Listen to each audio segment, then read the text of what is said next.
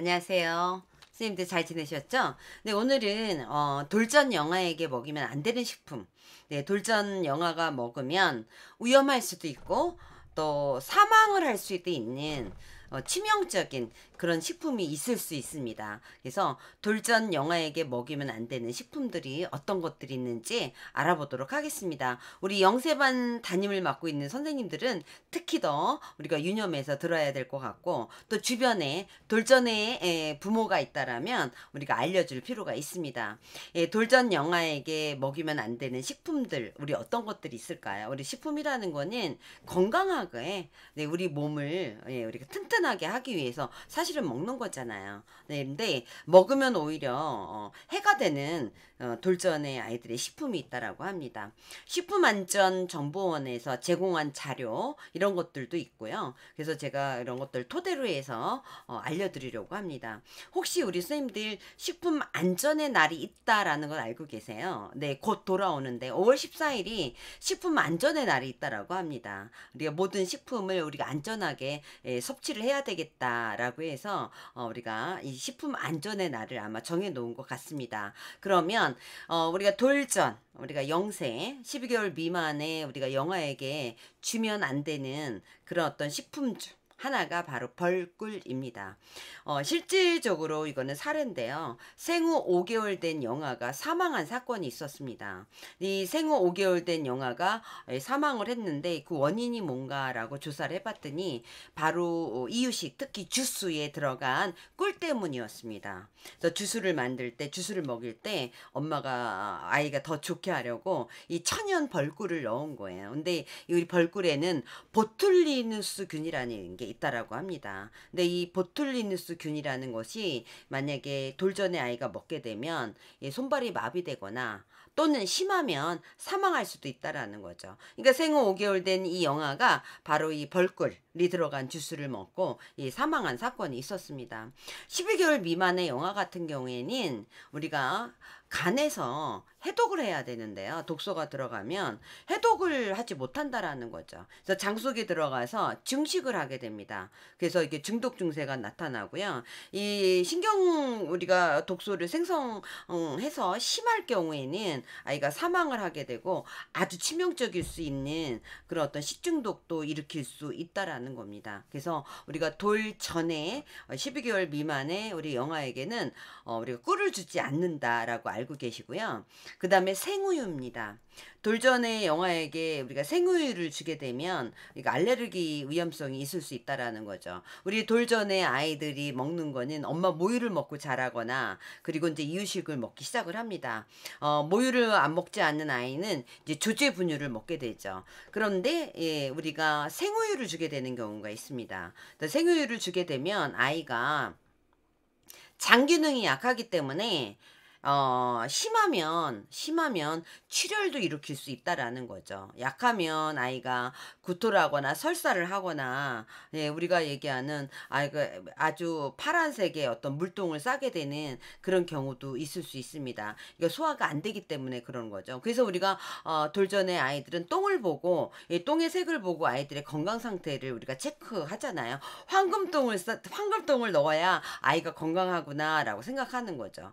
그런데 아이가 황금똥이 아닌 푸르스름한 똥이거나 물똥을 싸거나 이렇게 되면 아이들이 지금 장 기능이 안 좋은 거예요. 근데 생우유를 먹게 되면 아이들이 장 기능이 약하기 때문에 이렇게 설사나 구토나 심하면 이렇게 장 출혈도 있다라고 합니다. 그렇기 때문에 우리가 이 장에도 우리가 문제가 이르지만 신장에도 우리가 무리가 있을 수 있다라는 거예요. 그럼 생우유를 언제 주면 좋을까요? 네, 12개월 이후에 12개월 이후에 우리가 생우유를 주는 게 좋겠다 이렇게 알고 계시면 좋을 것 같습니다. 또 우리가 돌전에 우리가 영아에게는 가열하지 않은 살균하지 않은 식품을 주면 안 된다는 거예요. 특히 우리가 돌전 영아에게 살균하지 않은 식품 중에 생과일 주스 중에서도 우리가 얘기하는 털이 달린 뭐 이런 어떤 주스나 키위라든가 이런 것들은 신맛이 아주 많이 나죠. 이런 어떤 주스라든가 또는 생채소, 우리가 약간 익혀서 우리가 주스를 만들어야 되는데 우리가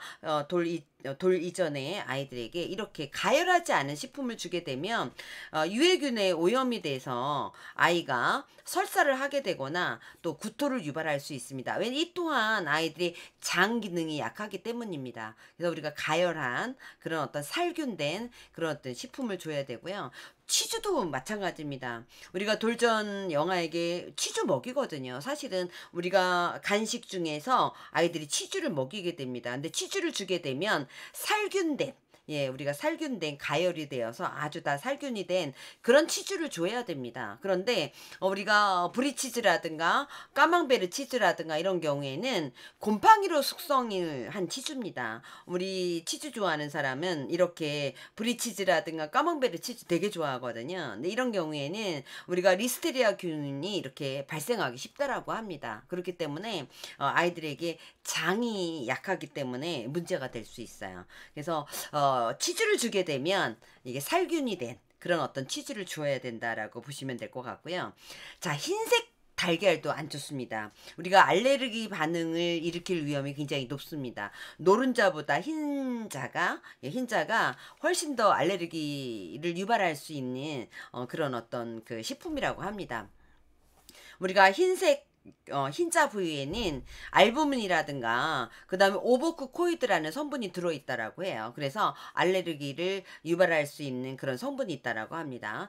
달걀 노른자는 흰자보다는 우리가 알레르기를 유발할 수 있는 가능성이 좀 떨어지겠죠. 그래서 우리가 달걀 노른자는 완전히 익힌 상태에서 줄 수 있습니다. 언제? 7개월 이후부터, 생후 7개월 이후부터 우리가 줄 수 있습니다. 우리가 영아뿐만 아니라 유아들도 이게 알레르기 반응을 우리가 일으키게 되는 그런 아이들 중에는 달걀 알레르기 반응을 일으키는 경우가 있어요. 그래서 이런 경우에는 달걀이 들어간 쿠키라든가 음식이라든가 이런 거 주지 않잖아요. 그렇죠? 그렇기 때문에 우리가 돌 이전에 특히 흰색이 흰자가 들어간 달걀을 주지 않는 것이 좋겠다라는 말씀을 좀 드리고요.